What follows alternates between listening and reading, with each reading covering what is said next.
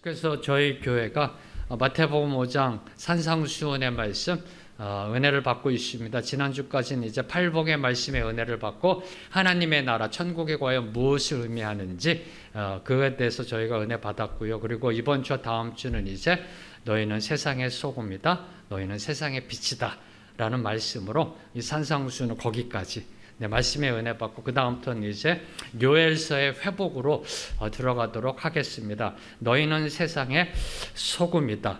여러분은 어떠한 하나님의 말씀이 들려오시는지요? 네, 저는 개인적으로 세상의 빛이다 그러면 좀 감이 잡히는데요. 감이 잡히는데 소금이다 그러면 이렇게 소금이다? 알 것 같은데 잘 모르고 관념적이고 추상적이고 개념적이고요. 잘게 좀 성도답게 본을 보여 살으라고 하는 것 같은데 소금으로 산다는 게 과연 무엇인가?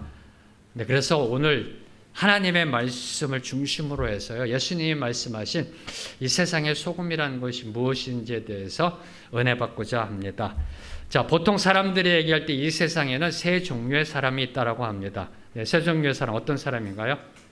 황인종, 백인종, 흑인종 일까요? 네, 역시 아무도 안 웃어주세요. 네, 있어서는 안 되는 사람, 있으나 마나한 사람, 없어서는 안 되는 사람. 네, 어렸을 때부터 학교에서 그리고 어른들로부터 귀에 못이 박도록 들은 말씀입니다. 있어서는 안 되는 사람, 있으나 마나한 사람, 없어서는 안 되는 사람. 여러분 어떤 사람이 되길 원하시는지요? 네, 저는 어렸을 때부터 없어서는 안 되는 사람, 그죠? 여러분도 아마 그럴 겁니다. 사람이라면 없어서는 안 되는 사람으로 살아가야 되겠다. 늘 그렇게 생각합니다. 없어서는 안 되는 사람, 그렇게 돼야 되겠다. 근데 오늘 말씀을 이제 준비하면서 그럼 없어서는 안 되는 사람은 누구인가요? 없어서는 안 되는 사람은 누구인가요? 세상의 영웅? 대통령? 지도자? 누가 없어서는 안 되는 사람인가? 없어서는 안 되는 사람인가? 이 부분을 묵상하면서 일전에 여러분과 나눴던 시, 랄프 월도 에머슨이 쓴 시, 무엇이 성공인가 기억나시는지요? 네, 랄프 월도 에머슨 19세기에 서구 사회의 사상을 이끌었던 그 에머슨이 쓴 시, 무엇이 성공인가의 마지막 부분을 보면 이렇게 되어 있습니다. 자신이 태어나기 전보다 세상을 조금이라도 살기 좋은 곳으로 만들고 떠나는 것이 성공이다. 그죠? 자신이 태어나기 전보다 세상을 조금이라도 살기 좋은 곳으로 만들어 놓는 사람이 없어서는 안 될 사람이 아닐런지요. 그리고 또 에머슨은 이렇게 말합니다. 자신이 한때 이곳에 살았으므로 해서 단 한 사람의 인생이라도 행복하게 만드는 사람. 그러한 사람이 성공한 사람이고 그러한 사람이 없어서는 안 되는 바로 그 사람이 아닐런지요. 바로 그런 사람이 바로 저와 여러분이 되어야 되지 않을런지요. 하나님의 백성, 교회 다니는 사람, 예수님을 믿는다 하는 저와 여러분이 그런 사람이 되어야 되지 않을런지요. 앞서 저희들이 들은 말씀, 천국을 소유한 팔복을 누리는 성도들이 그런 삶을 살아야 되지 않을런지. 앞서 팔복의 말씀은 천국 백성된 자의 정체성의 그 성품을 이야기한 겁니다. 하나님의 백성은 어떤 사람인가? 그 성품을 이야기하고 하나님의 복을 누리는 사람이다.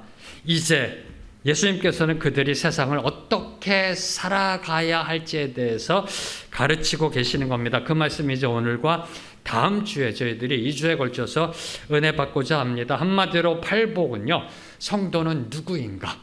성도는 누구인가에 대한 가르침이고 이제 그 성도됨이 세상에서 어떻게 나타나야 하는가가 오늘과 다음 주에 있을 그 말씀입니다. 자, 13절 말씀, 오늘 말씀 다시 한번 읽도록 하겠습니다. 너희는 세상의 소금이니 소금이 만일 그 맛을 잃으면 무엇으로 짜게 하리요? 후에는 아무 쓸데없어 다만 밖에 버려져 사람에게 밝힐 뿐이니라. 너희는 세상의 소금이니, 이 말씀은 너희만이 세상의 소금이다라는 예수님의 선포입니다. 그럼 너희는 누구인가요? 너희는 누구인가요? 네, 마태복음 5장 1절부터 12절까지 저희들이 보면 지금까지 저희들이 은혜 받았던 그 말씀을 보면은 바로 팔복의 삶을 사는 사람들, 예수님께서 말씀하신 그들, 네, 3인칭, 복수, 인칭 대명사로 말씀하신 천국이 그들의 것이다.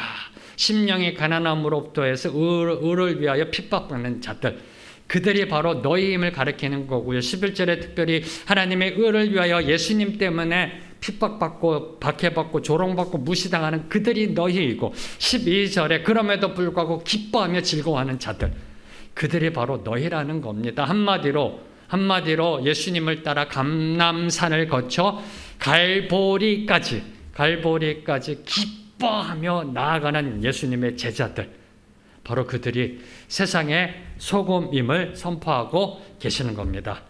자, 그러면 천국 백성인 너희를 소금으로 비유하신 이유가 무엇일까요? 이왕이면 다이아몬드로 비유하시지. 그렇죠? 소금으로 비유하신 그 이유가 무엇일까? 그리고 소금으로 산다는 것은 무엇일까? 그리고 소금으로 사는 것은 어떻게 사는 것인가에 대해서 오늘 말씀의 은혜를 받고자 합니다. 이 세 가지를 기억하시고 그 흐름을요, 소금으로 비유하신 그 목적, 그 이유는 과연 무엇인가? 그러면 소금으로 산다는 것은 무엇인가? 그러면 소금으로 어떻게 살아야 하는가? 이 세 가지의 주제를 가지고 하나님의 은혜를 받고자 합니다. 먼저 천국 백성인 너희를 소금으로 비유하신 이유, 하나님의 백성을 그 많은 것들 중에 왜 소금으로 비유하셨을까? 당시 성경과 유대 문헌을 보면 소금은요, 물, 불, 곡식, 의복 등과 함께 삶을 유지하는 데 반드시 필요한 필수품 중에 하나였었습니다. 다시 선포합니다. 성경과 당시 유대 문헌을 보면요, 사람이 살아가는 데 있어서 반드시 필요한 것 중에 하나가 바로 이 소금이었다는 겁니다. 얼마만큼 중요했느냐? 물, 불, 곡식, 의복 등과 같이 그 정도의 중요성을 가지고 있었던 것이 바로 소금이라는 겁니다. 사실 요새는 그 건강상의 이유로 소금에 대한 부정적인 여론이 우세합니다. 소금 생각하면 부정적인 생각, 건강에 안 좋다는 생각이 딱 들어옵니다. 그렇죠? 특히 우리나라 같은 경우는, 우리나라 사람들의 경우에는 나트륨 섭취량이 적정량의 5배에서 10배라고 합니다. 물론 적정량은 우리나라 기준이에요. 우리나라 기준은 하루 적정량이 2g입니다. 독일과 유럽은 하루 적정량이 20g입니다. 차이가 있습니다만은 우리나라 적정량 기준보다 5배에서 10배 정도 섭취하고 있다고 합니다. 그러면서 지금처럼 소금을 먹으면 혈액이 바닷물처럼 짜게 변하게 될 것이다라고 경고하고 있습니다. 그럼에도 불구하고 변하지 않는 사실, 그럼에도 불구하고 저와 여러분이 잊지 말아야 할 사실, 우리 몸은 생존을 위해서 나트륨이 꼭 필요하다는 겁니다. 우리 몸은 생존하기 위해서 소금이 필요하다는 겁니다. 나트륨은 우리 인체를 구성하는 10대 구성 성분 중에 하나입니다. 10대 구성 성분 중에 하나이고요. 우리 몸에서 염분이 부족하게 되면 면역 체계가 무너지기 시작한다고 합니다. 그리고 특별히 우리 체의 염분이 10%만 부족하게 돼도 죽음에 이를 수 있다고 경고하고 있습니다. 뭘 의미할까요? 이렇게 소금이 인간이 생존하는 데 반드시 필요하듯이 하나님 나라 백성인 성도, 저와 여러분 성도도 이 세상이 존재하고 유지하는 데 없어서는 안 되는 존재이다를 강조하기 위해서 예수님은 소금이다 라고 비유하고 계시는 겁니다. 그리고 예수님이 소금으로 비유하신 이유, 당시 이스라엘에 있어서 소금을 어디서 구했을까요? 사해바다? 짠바다니까, 그렇죠? 사해바다. 사해바다에서도 구하기도 하고 대부분은 암염 형태로 채굴하였습니다. 이 요단강 지역이 그 세상에서 저지대에 속합니다. 지중해보다도 낮은 지역이고요. 지질학자에 의하면 과거에는 아마 바다였던 지역으로 추정합니다. 그래서 그 지역에 암염 형태가 많습니다. 그래서 이스라엘 백성들은 이 암염 형태의 소금을 채굴해서 섭취하였던 겁니다. 자, 뭘 의미할까요? 이 사실을 통해서 무엇이 여러분 느껴지시는지요?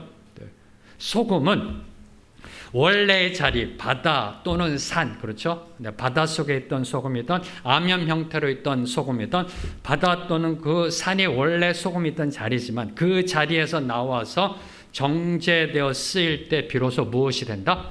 소금이 된다는 겁니다.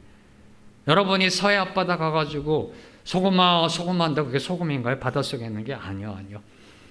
바닷속에 소금이 있습니다. 암염 형태로 소금이 있습니다. 그것이 정제되어 사용될 때 우리는 그걸 무엇이라 부른다? 소금이다 라고 부른다라는 겁니다. 마찬가지로 천국 백성 된 저와 여러분, 교회 안이 아니라 교회 안이 아닌 교회 밖으로, 세상으로 나아가 하나님의 뜻에 합당하게 쓰임 받아야 한다라는 그 의미가 이 소금의 비유 속에 들어가 있는 겁니다. 교회 안에만 머물러 있으면 소금이 될 수 없다라는 겁니다. 예수님의 원래 자리는 저 하늘 보좌입니다.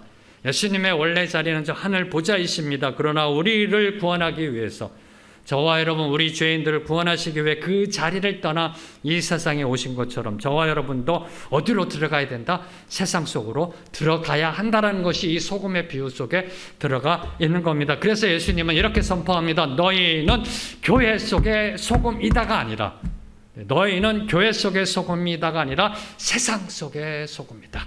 세상의 소금이다라고 말씀하고 계시는 겁니다.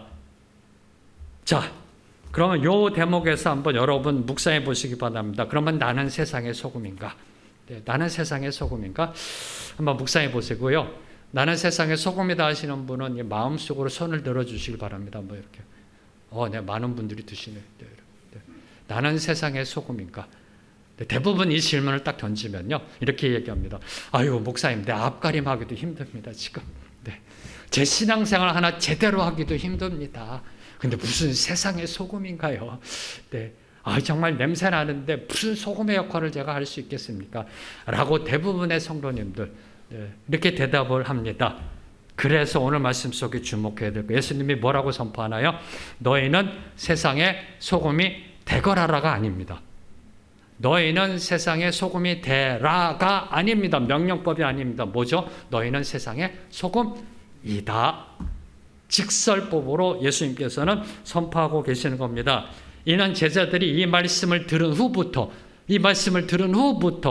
소금의 역할로 살아가야지, 소금의 역할을 감당해야지, 소금이 되어야지가 아니라 이미 천국 시민 된 성도라면 그 어느 누구도 예외 없이 세상의 소금임을 말씀하신 것입니다. 너희는 세상의 소금이다. To become이 아닌 to be. 네, 이걸 말씀하신 겁니다. 네, 지금부터 to become이 아니라, 세상의 소금이 되라가 아니라 너희는 세상의 소금이다. 존재론적 비의를 말씀하신 겁니다. 정체성을 말씀하신 겁니다. 소금은 처음부터 소금입니다. 소금은 처음부터 소금입니다. 저와 여러분이 창세 전에, 이 땅이 창조되기 전에 하나님으로부터 선택되었을 때부터 소금입니다. 그래서 저와 여러분이 이 땅을 살아갈 때 어떻게 살아가야 되나요? 소금처럼 살아가는 것이 아니라 소금으로 살아가야 함을 예수님께서 이 소금으로 비유한 속에 들어가 있는 겁니다. Like a salt가 아니라 as salt. 소금으로 살아가야 함을 말씀하신 것이 바로 너희는 소금이다. 소금으로 비유하신 그 이유이십니다. 한번 옆에 계신 분 쳐다보면서 이렇게 선포하겠습니다. 당신은 세상의 소금입니다. 당신은 세상의 소금입니다. 네. 내가 나를 생각할 때는 부족한 것 같아요. 내가 나를 생각할 때는 좀 힘들어 보여요. 넘어져요. 그래도요, 나는 세상의 소금이라는 건 왜요? 예수님이 선포해 주셨잖아요. 너희는 세상의 소금이라는 겁니다. 자, 그러면 두 번째, 세상의 소금으로 살아간다는 것은 무엇을 의미하는가? 그죠? 예수님은 말씀하셨습니다. 너희는 세상의 소금이다. 그러면 소금으로 살아간다는 것은 과연 무엇을 의미하실까? 왜 나에게, 우리에게 소금으로 비유하셔서 하신 이유가 뭘까? 어떻게 살아가는 것을 말씀하고 계시는 것일까? 자, 이에 대해서 이제 성경에 기록된 소금의 용도, 저는 이제 한 5가지 용도를 보는데 학자마다 좀 다릅니다. 5가지 용도 중에 저는 오늘 특별히 3가지를 여러분과 나누고자 합니다. 3가지. 첫째, 소금은 맛을 낼 때 사용되잖아요. 욥기서에 보면은 싱거우면 그 맛을 낼 수가 없다, 밥을 못 먹는다라고 되어 있습니다. 두 번째는 방부제 역할, 그렇죠? 세 번째는 하나님께 드리는 예물.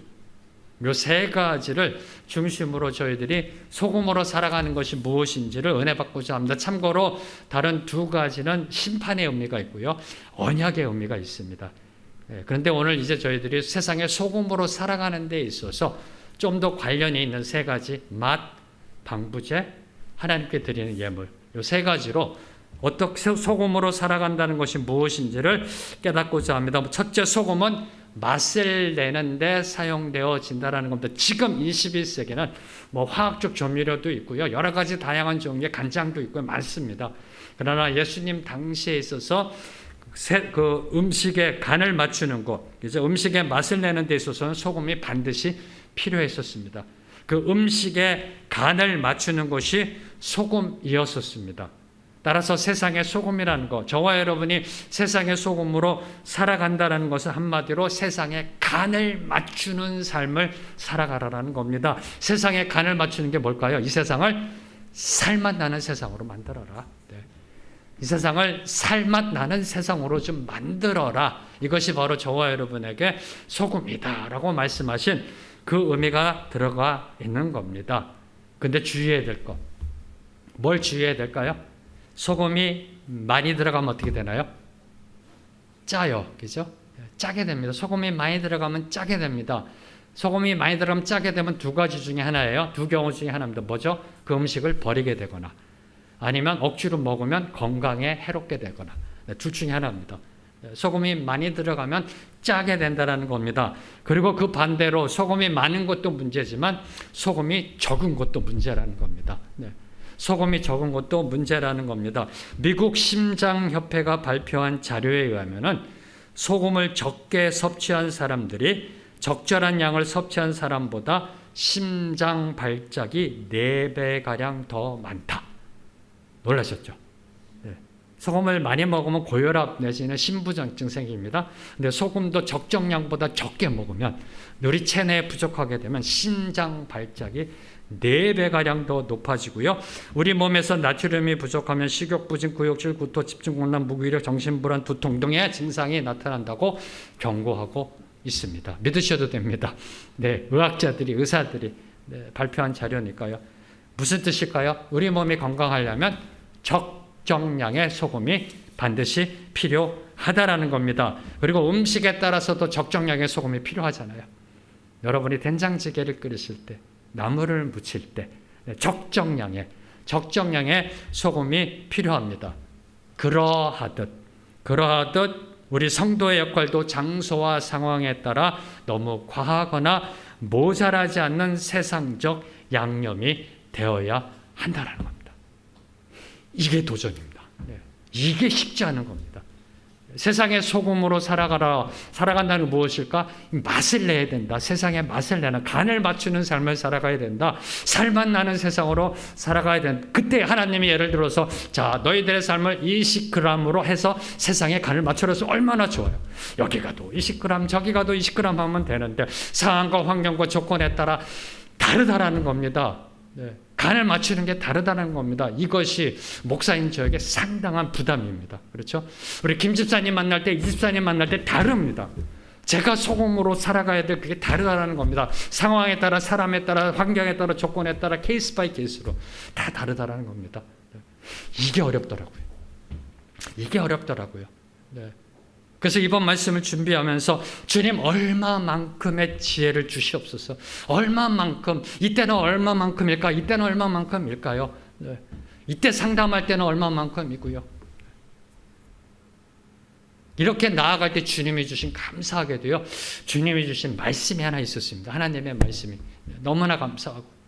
자, 이에 대해서 사도 바울께서는 골로새서 4장 6절에서 다음과 같이 권면하십니다. 골로새서 4장 6절 말씀 함께 읽겠습니다. 시작. 너희 말을 항상 은혜 가운데서 소금으로 맛을 냄과 같이 하라. 그리하면 각 사람에게 마땅히 대답할 것을 알리라. 사도 바울께서는 성도가 간을 맞춰 세상을 살맛 나는 세상을 만들기 위해서는 항상 은혜 가운데 거하여야 함을 강조하고 계십니다.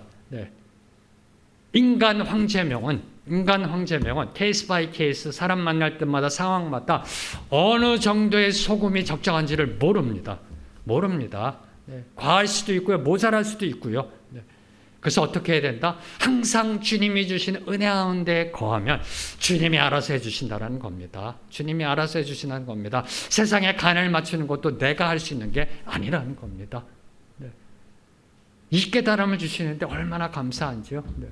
제 부담이요, 영적 부담이 다 릴리스 되고요. 너무나 감사하더라고요. 네. 목사잖아요. 성도님 한 분 한 분에게 그 간에 맞게 제가 역할을 해야 되잖아요. 이게 정말 목회자로서 부담입니다. 그런데 하나님이 답을 딱 주시는 겁니다. 항상 은혜 가운데 거하라.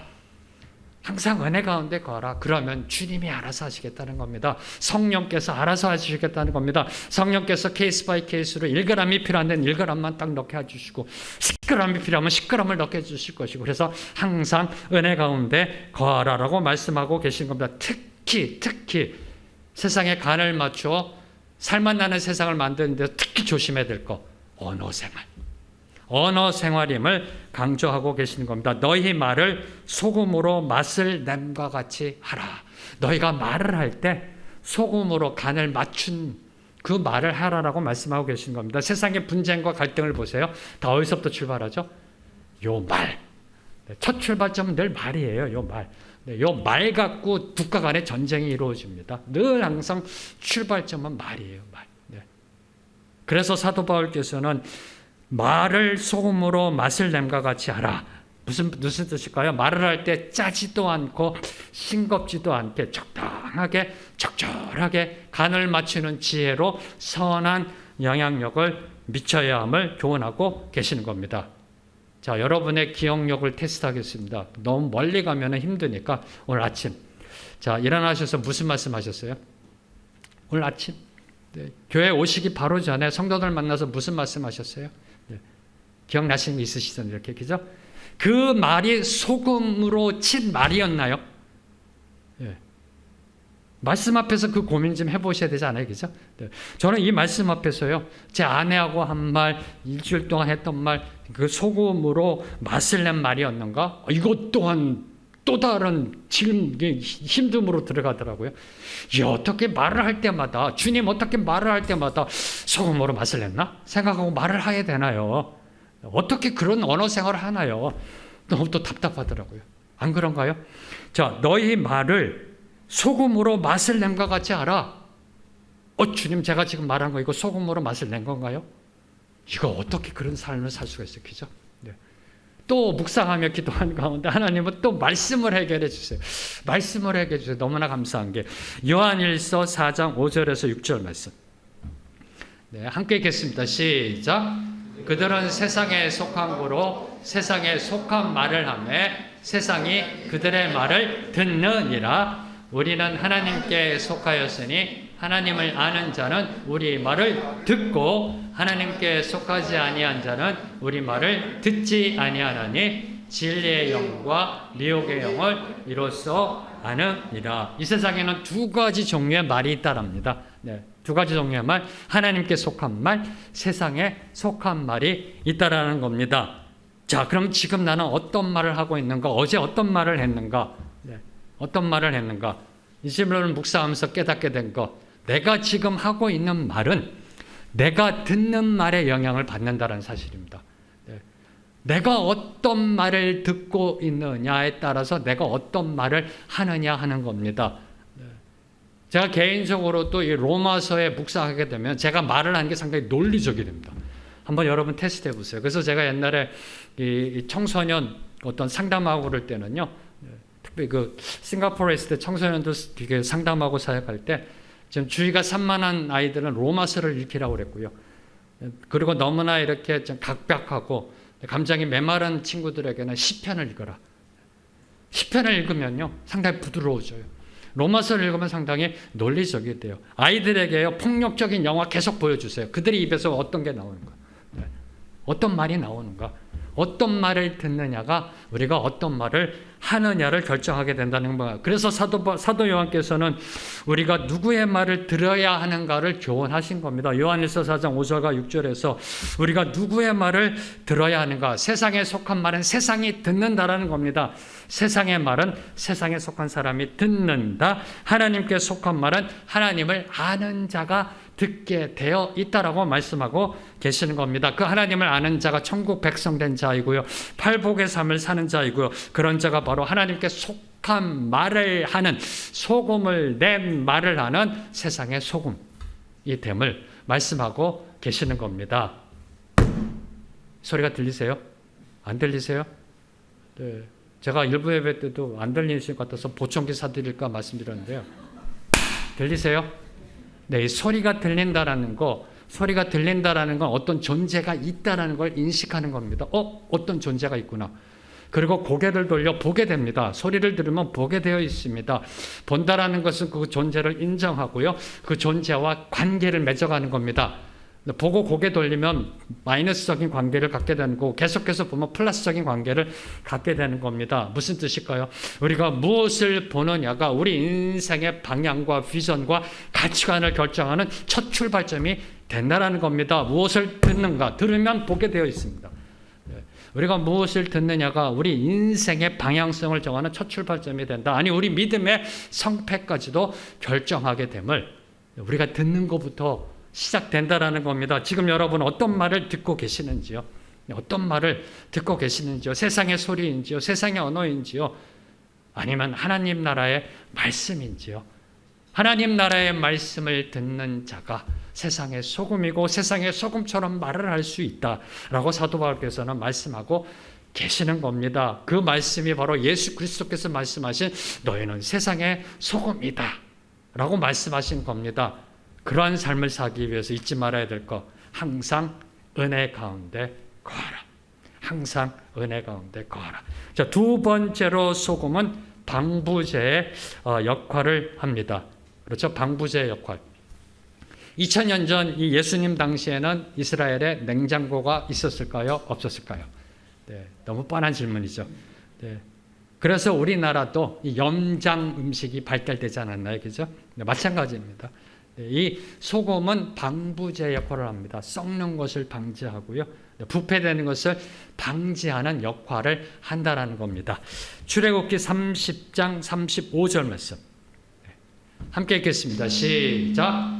그것으로 향을 만들되 향 만드는 법대로 만들고 그것에 소금을 쳐서 성결하게 하고. 자, 이스라엘 백성들은 하나님 앞에 향을 태워야 됐습니다. 그렇죠? 네, 향을 태울 때 소금을 집어넣으라고 이야기하고 있습니다. 그 향을 만들 때. 왜요? 그 향이 변질되지 않고 오랫동안 보존될 수 있도록 소금을 그 향에 첨가하도록 했던 겁니다. 만약 향에 소금이 들어가지 않으면 그 향은 쉽게 부패됩니다. 변질됩니다. 냄새 납니다. 태울 때 썩는 냄새가 나게 되는 겁니다.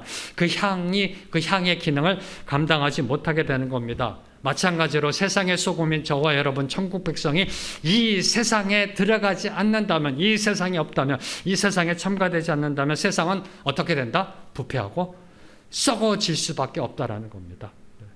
세상의 소금인 저와 여러분 천국 백성이 세상에 없다면, 세상으로 들어가지 않으면 세상은 어떻게 된다? 부패하고 썩어지고 변질될 수밖에 없다라는 겁니다. 이해하셨는지요? 자, 그러면 질문합니다. 오늘날 우리가 살고 있는 세상 어떠한가요? 여러분이 지금 살고 있는 세상 어떠한가요? 깨끗한가요? 정결한가요? 아니면 부패하고 냄새 나는가요? 네. 그 어느 누가 보아도요, 부패하고 타락하고 썩었습니다. 네. 부패했습니다. 썩는 냄새가 납니다. 이게 팩트입니다. 팩트. 또 다른 팩트.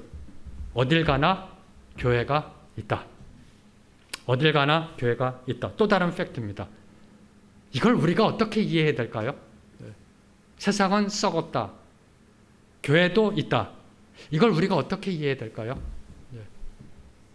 바다는요, 소금이 있는 바다는 그 강과 하천을 통해 들어오는 온갖 오염물질, 그죠? 온갖 오염물질이 유입되는데도 오랜 세월 썩지 않고 변질되지 않고 있습니다. 그렇죠?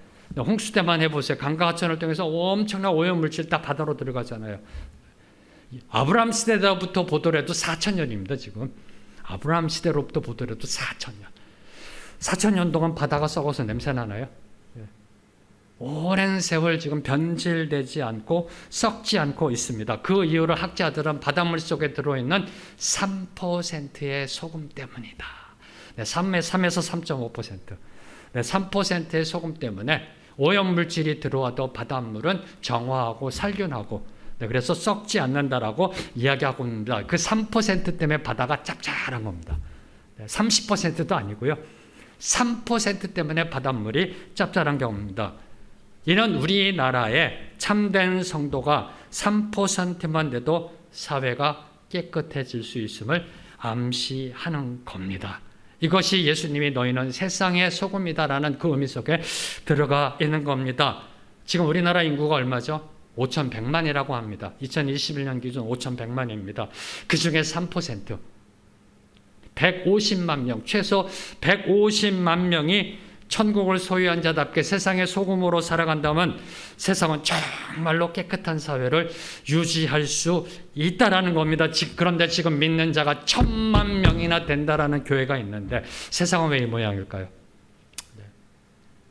150만 명만 있어도 사회는 깨끗해질 수 있는데 지금 믿는 자가 1,000만 명이라 하는 교회가 있는데 왜 세상은 썩은 냄새가 날까요? 21대 국회의원 300명 중에 기독교인이 몇 명인 줄 아세요? 125명. 국회의원 300명 중에 기독교인이라고 적어낸 사람이 125명. 근데 국회가 왜 저 모양일까요? 왜 존경받지 못할까요? 일제치하했던 우리나라 조선, 일제치하했던 대한민국, 그 대한민국을 이끌었던 사람들이 누군지 아세요?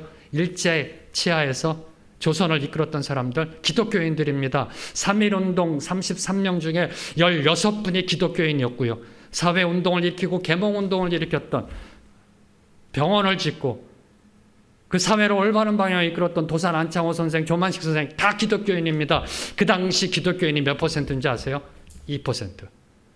2% 일제시대 때 2%의 기독교인이 일제시대 때 조선을 이끌었던 겁니다. 근데 지금 20%가 넘는 기독교인이 있는데 왜 썩어가고 있을까요? 왜 썩어가고 있을까요? 오늘 예수님은 저와 여러분에게 이렇게 선포합니다. 너희는 세상의 소금이다. 세 번째로 소금의 용도는 하나님께 바치는 예물입니다. 하나님께 바치는 예물. 레위기 2장 13절 말씀 함께 읽겠습니다. 시작. 내 모든 소재물에 소금을 치라. 내 하나님의 언약의 소금을 내 소재에 못할지니 내 모든 예물에 소금을 드릴지니라. 내 모든 소재물에 소금을 치라. 내 모든 예물에 소금을 드릴지니라. 하나님은 하나님께 자신에게 드려지는 모든 종류의 예물에 소금을 치라라고 명령하셨습니다. 그럼 왜 소금을 치라고 하나님은 말씀하셨을까요? 모든 소재물에, 모든 예물에 왜 소금을 치라고 말씀하셨을까요? 맛을 내기 위해? 맛을 내기 위해서요? 아니면 썩는 걸 방지하기 위해서? 아니요. 하나님께 바쳐진 소재물과 예물은 거의 다 번제로 즉시 태워졌습니다. 네. 그리고 화목제로 드려진 것에 남는 것은 제사장 몫으로 그 즉시 먹게 되어 있었고요. 왜 하나님은 모든 소재물의 예물에 소금과 함께 올려드려라, 예물을 소금과 올려드리라고 말씀하셨을까요? 이는 하나님께 드리는 예물은 예외 없이 모두 다 성결해야 한다. 앞서 저희들이 봤던 말씀, 향에 소금을 쳐서 방부하면서 그것이 성결함으로 나아가게 되는, 소금이라는 것은 하나님께 드려지는 거룩함으로 나아가는 예물임을 말씀드리고 있는 겁니다. 다시 말해 우리의 삶은 우리의 것이 아니라는 겁니다. 우리의 것이 아니라는 겁니다.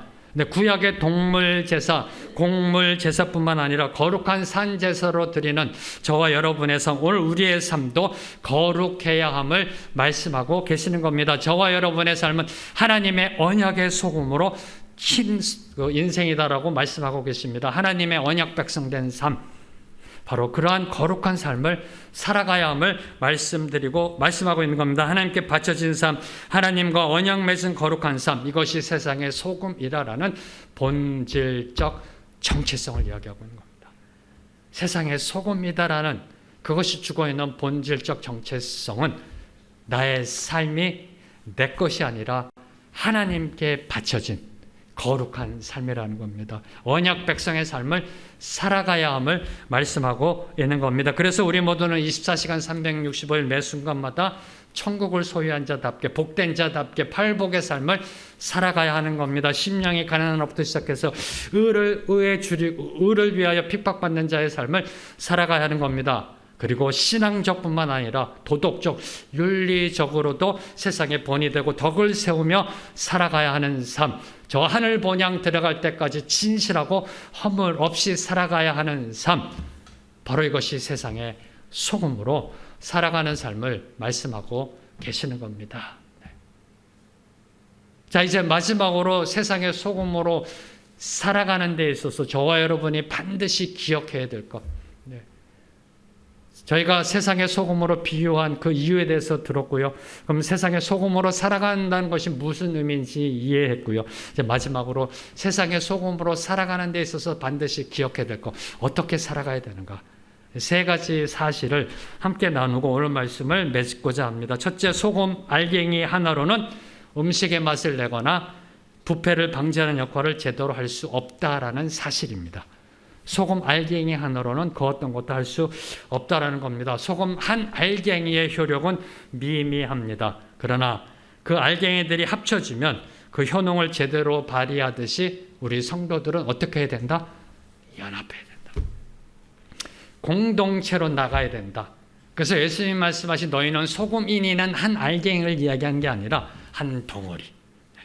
한 덩어리로 나아가야 함을 말씀하고 계시는 겁니다. 두 번째로 소금의 기능은 자신을 녹임으로써 가능하다라는 사실입니다. 소금의 소금됨은 녹아짐에 있다라는 겁니다. 녹지 않은 소금은 쓸 수가 없습니다. 이제 조금 있으면 여러분이 이제 김장김치 담그실 겁니다. 그렇죠?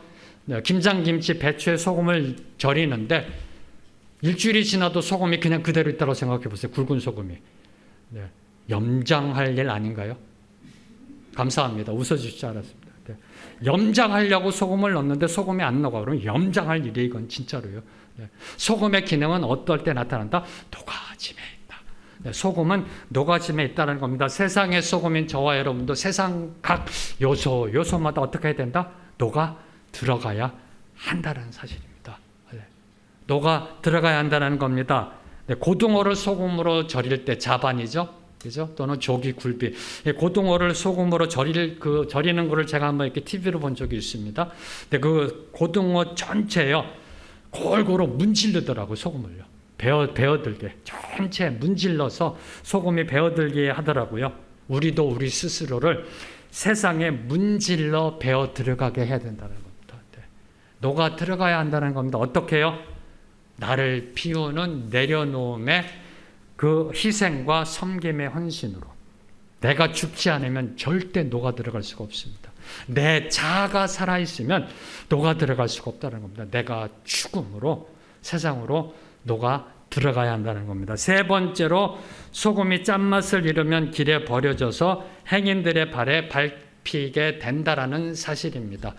근데 당시 이 암염 형태로 채굴된 소금이요, 만약에 소금기가 다 빠진 형태, 그 탈염 형태의 소금이라면 그 소금은 이 퇴비나 거름으로도 사용을 못했다라고 합니다. 그래서 그 당시에 그냥 길거리에 버렸다라고 합니다. 이건 아무 쓸모없는데 버렸다랍니다.